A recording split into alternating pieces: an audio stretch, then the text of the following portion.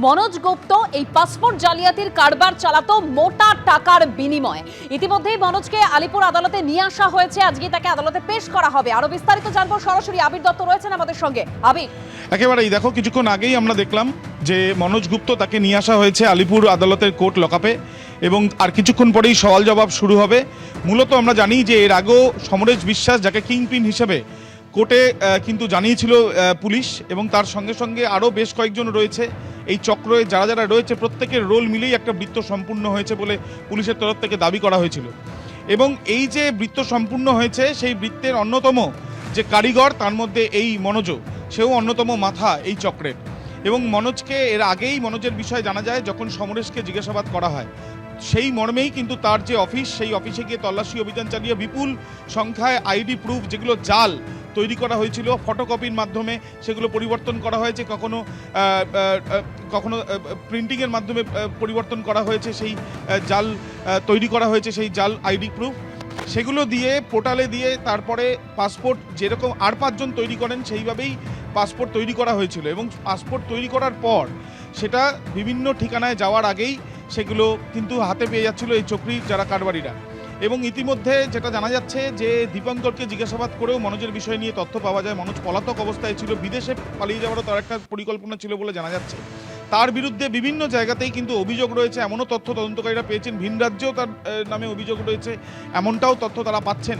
যদি এই সম্পূর্ণ বিষয়গুলো তারা খতিয়ে দেখছেন, যে সামনে থেকে ট্রাভেল এজেন্সির অফিস হিসেবে দেখানো, এবং পেছনে রয়েছে এই ধরনের ভোটার আইডি কার্ড, আধার কার্ড, প্যান কার্ড, যেগুলো জাল, যেগুলো তৈরি করা হচ্ছে মোটা অঙ্কের বিনিময়ে, এবং পরবর্তীকালে সেগুলো ক্ষেত্রে আলাদাভাবে টাকা নেওয়া হচ্ছে, আবার পাসপোর্ট তৈরি করার পরে আবার আলাদাভাবে টাকা নেওয়া হচ্ছে।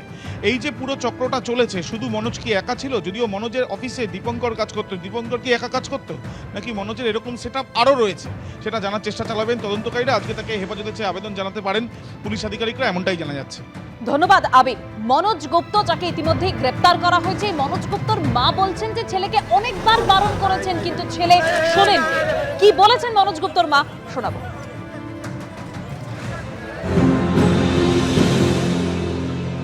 হ্যাঁ, পুলিশ এসেছিল তো, ওকে নিয়ে গেছে বাস। এখানে এসেছিল খোঁজাখুঁজি? হ্যাঁ, খোঁজাখুঁজি করছিল। ছেলে এই কাজ কবে থেকে করে? আমি জানি না বাবা, এসব আমি কিছুই জানি না। বেশি না, ও বেশি পড়াশোনা করিনি, 8 পর্যন্ত পড়েছিল। হ্যাঁ, বেশি তারপরে এই সমস্ত যে পাসপোর্ট বানাতে হবে, এই করতে হবে, এগুলো সেগুলো কোথা থেকে? জানি না, এইটাই নিয়ে তো আমার সঙ্গে অশান্তি হয়। মানা করতেন? আমি এইসব পছন্দই করি না। মানে ওকে মানা করতেন এগুলো করতে? না, আমি কি বলতো মনোজ?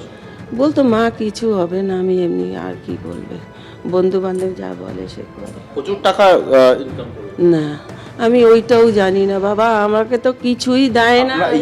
এই যে বেআইনি কাজ, এই যে বেআইনি কাজটা করতো, যে কাজটা করতে আপনারা মানা করতেন, তারপরে মনোজ কি বলতো আপনাকে?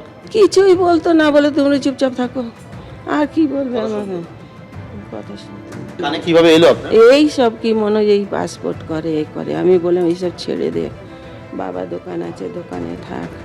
ওইসব বন্ধু বান্ধব সব ওকে ভুল ভাল লোকজন এসেছিল পাসপোর্ট বানানোর জন্য?